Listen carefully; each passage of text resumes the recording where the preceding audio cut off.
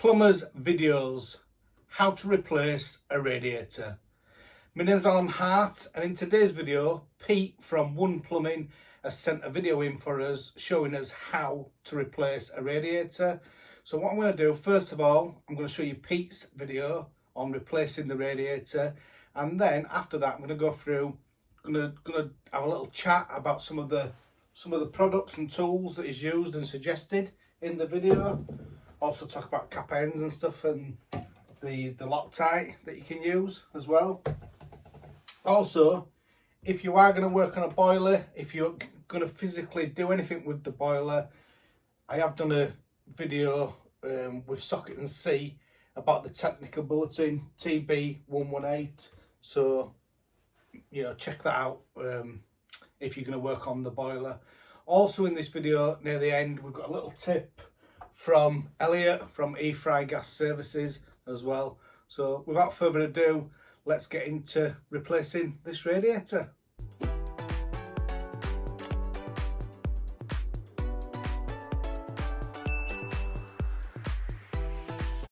Morning, afternoon, whatever time you're watching this. Okay, today we're going to do a radiator change, the most quickest and effective way you can do it on a sealed system. This is obviously tried and tested before, that's why I'm showing you. But we'll also be doing a boiler service on this.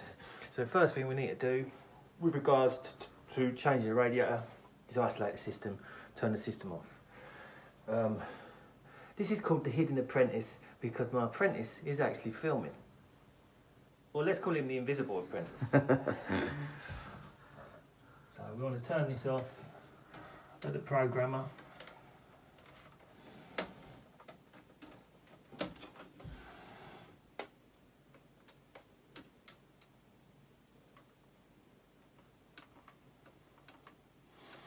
Off, everything off, so your pump don't cut in. It's an external pump.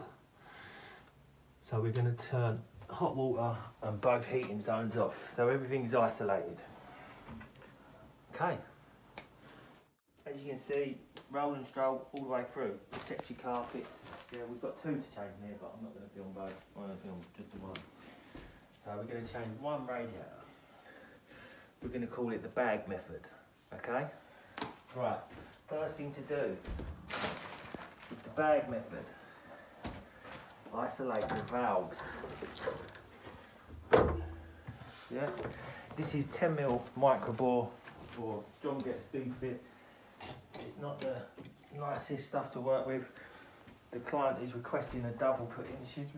She's ordered her own radiators, so these should be a straight swap, but they're not, because there needs to be some adaptation done on the pipework because of the extra width of the radiator, or not the width, the actual depth. You got yourself a strong rubble sack.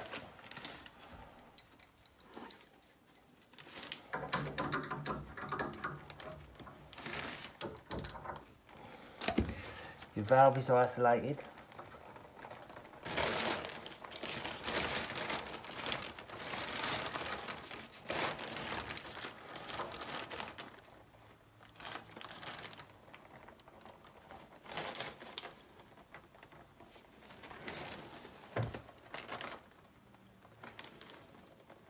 You're just letting that drain away into the valve.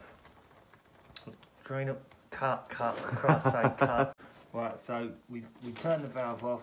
I've cracked the nut, I've covered the bag around the valve, and I've cracked the nut to take any excess pressure off and potentially emptying this rad into the bag. Also I have a rubber bucket beside me where I'm going to distribute this bag in after it's drained the rad, and then we'll move on to the next part. Click thing. Wrong. This valve didn't shut down, right? So I found a decorator's cap on board the van, and I'm shutting it down by that. So the pressure's dropped. I can detach that valve from the radiator in the bag, yeah, and there's water from the radiator. And with that, I'll put a compression cap on that end, tighten that up, and then we'll do the same the other end, and then you then have a safety capped rad which isn't going to drip anywhere, even though we've got dust sheets and that down everywhere. We'll do the same the other end. Swap the rad. Okay? Cool. Well, they're all capped at the valve. Some people use some special gimmicky things that are quite good on the internet. I just use the 1/2 inch cap if it's 1/2 inch tails. So it's all safe to go out to your scrap man or your van or whatever you do with it. Yeah. Don't go according to plan, do they? Especially when you're a plumber. These brackets don't match the 740 double as they do the 740 single, which it would be, wouldn't it? I have to move one of these inside slightly. It's still be in the centre of the wall, but for whatever reason, on the existing rad, it's not the same as the new one. Such is life.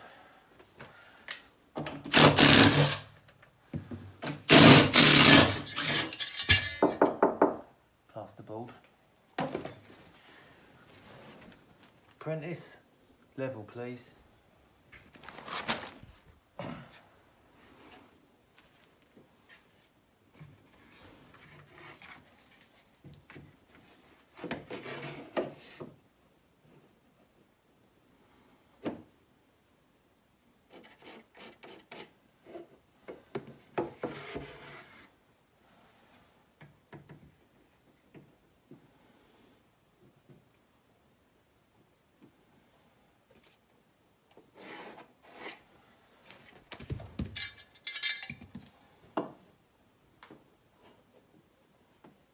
I always use the pencil to get the sit the bracket level.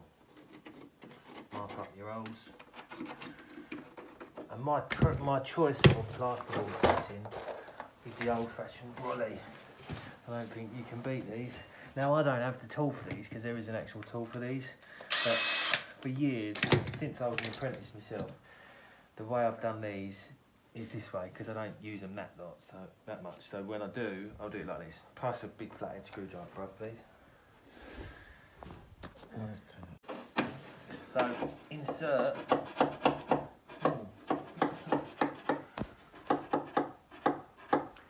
That's not a plasterboard wall. No.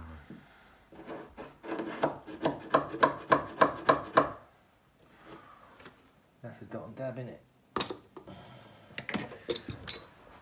We need the drill. I'm gonna need a bigger drill. This is plumbing. Right.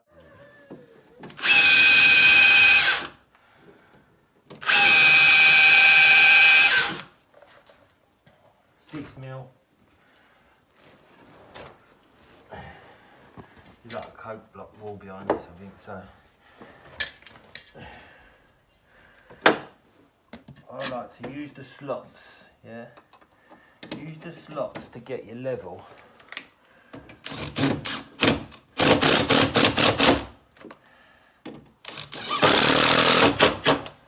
Right, so you get your level.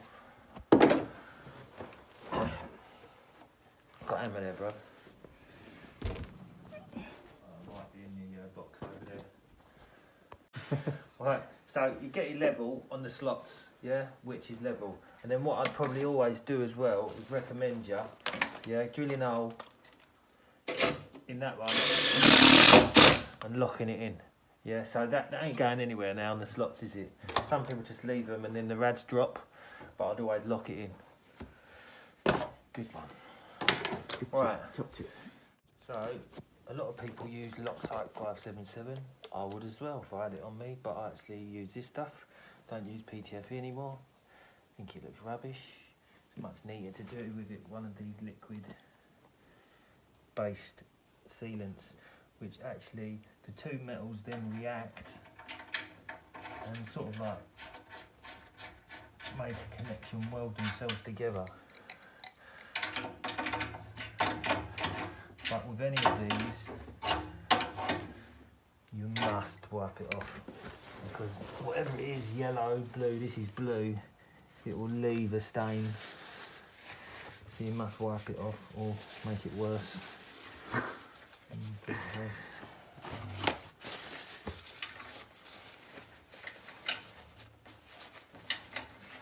But it looks a lot neater than PTFE in my humble opinion. I think Loctite 577 might be better because it's more of a yellowy colour and it's not so noticeable.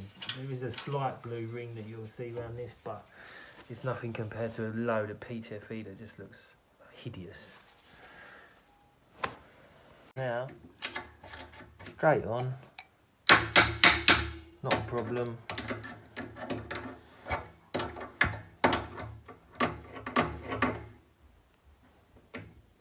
And that's what you don't want to do. You've got to still be careful with these tails.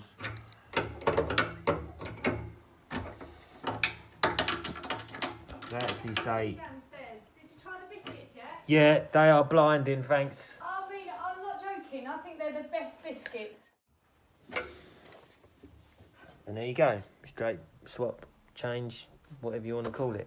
The other side isn't so easy because it's a double rad. I now have to extend the pipe work. I'm going to use the John Guest 10mm because that's what we've got in this job, and just extend the pipe work slightly. We'll show you that in a second. This tail, yeah? So this is 50mm too short. This is 50mm too short of that tail. So I'm going to cut it behind the rad, put a John Guest coupling in, and add 50mm to whatever this length is. And now we've got to depressurise the actual system, controlled, into our bucket. And then we can work off of it and add our pipe. Pressure's dead, yeah. Clean the pipe up. There's bits of paint on it, you don't want any paint going in the fitting, so a bit of wire wool over it, not too aggressively. Now we can work on it. So we'll cut this bit of pipe here, so it's behind the actual radiator.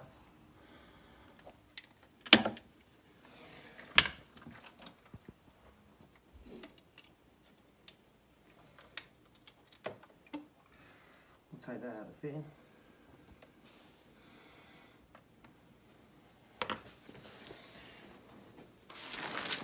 And we'll add 50mm to this bit of pipe.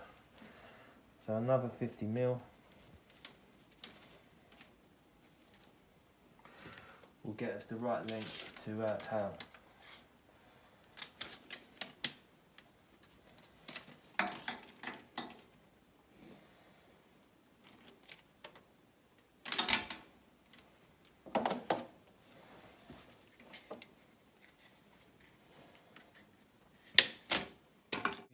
Yeah, I'm pretty sure now looking at this. So what do you do? You're on the job, yeah.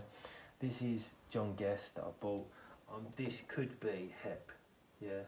It takes the insert, but when you do, you shouldn't really mix fittings. It's not a good idea to mix different manufacturers. Always lubricate your O-rings. Always lubricate those rings. That's behind, yeah. And we'll put a little bit of lubrication on this. We're using the same valve. Am I going to regret that? Maybe.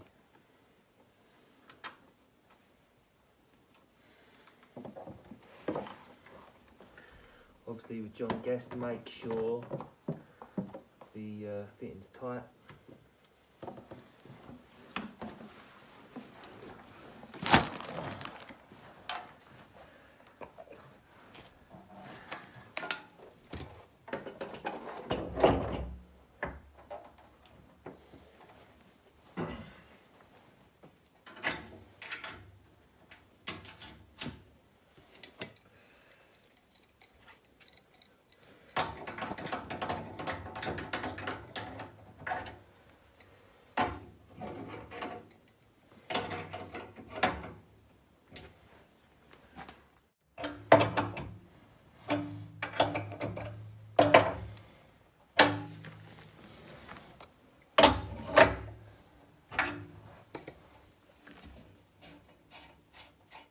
We're in the real world, and that's plumbing, yeah? Things do not go according to plan.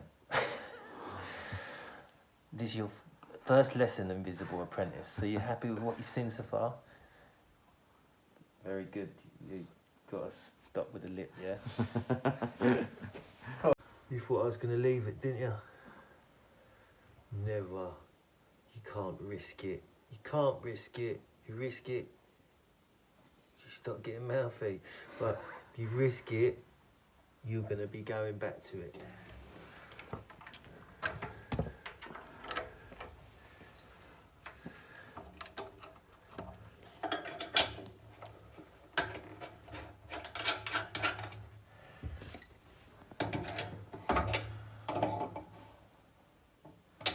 We have a job done. Thank you very much for that, Pete. We've still got some more to come from Pete yet, near the end of the video. First of all, I'm just going to give you a tip from Elliott, and then what we'll do, we'll go through some of the tools that's been used on this job. My piece of advice for the day, unless you're going to scratch off the chrome on chrome pipes, I certainly wouldn't recommend using push fit fittings with chrome pipe.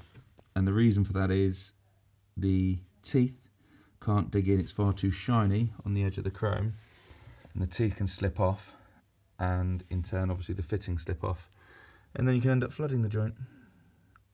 So yeah, just word to the wise. Thank you, Elliott, for that word of wisdom there. What Elliott's saying is chrome pipe, it's too hard to put push fit pipe onto. So if you put push fit onto chrome, ideally you need to file the chrome off. So it's not really a good idea. Loctite. So Pete mentioned Loctite in this video. So I have done a video on Loctite. So I normally use 577. So these are video on Loctite 577. I did that with Loctite, and he shows how it works, and that's a really good video. And that's the paste one. So when you squeeze it out, it comes out like a paste. But then there's this one, Loctite 55, and again I've done a video with Loctite about Loctite 55, so you can have a look at that one. And then this one is a string. So this one, it's a little bit more like PTFE. So if you like PTFE tape, then you might want to use this. But as I say, check out them videos from Loctite, because they'll give you a good idea of what application you should be using which of them for. With regards to the tool that Pete mentioned, this is the tool for when you're using the plasterboard fixings.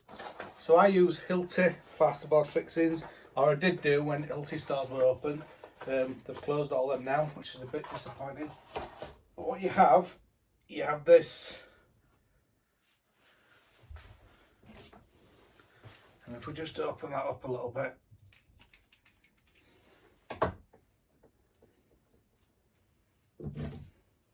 And then what we have this tool here. So you put that into wall like Pete showed. And then this goes into there. I don't know if you can see that. When you push this, it opens it up for you. So it's a really good tool, is that. What can happen sometimes, if you try and spin them in wall, this grip here just spins. So it's good. It's a good idea to use the tool if you can. Obviously, it's an extra expense, so sometimes we don't want to spend extra money on things. And then when he's removed the radiator, before he's taken it off the wall, what he's done is he's used these stop ends. I'll just show you how he's used them. So you imagine your tail sticks out your radiator. All he's done there is he's just put a stop end on end of it, and what that does is it stops any muck and sludge going onto customer's carpet. The last thing you want to do is get that black sludge on customer's carpet, because you're not going to get it off. As Pete said, there's some like tools available nowadays that you can use, but if you're an old-time plumber, you don't really want to be spending. Lots of new tools come out, but we've managed for years and years with what we've had. So you've got to just balance with how much stuff you want to have in your van. And the other thing as well is, you can have all fancy tools, but then when you come to need them, because you've got so much stuff, you don't know where they are. So you probably still end up using something like that anyway. Another thing, when we were on about the TRV's got a pin in there. You can see that. What he's done is when he's put his TRV head on and he's turned it down, it's not turned it down enough. So what he's got is, he's found a cap that he's put on end, and then that cap then will close the pin, and what that does is it shuts it down inside there so that it could drain the radiator down to replace it. I hope that's helped. Pete's got a little video he wanted me to add on to the end of this, so thanks for watching. That's it from me. Please like, share, subscribe, all that good stuff, and I'll pass you back over to Pete.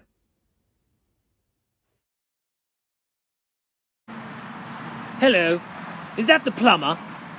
Yep, this is a plumber.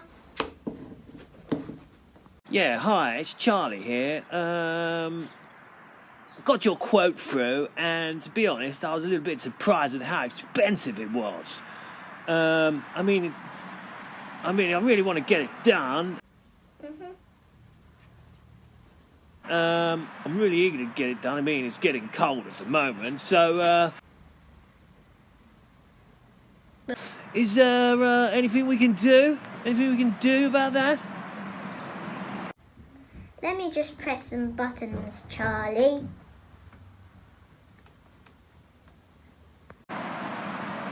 It's a little bit more than a boiler change, Charlie.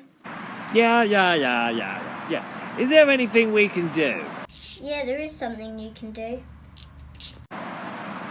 You see that £50,000 Range Rover on your drive? Start the engine up and turn the heaters on. Thanks for the call. Oh,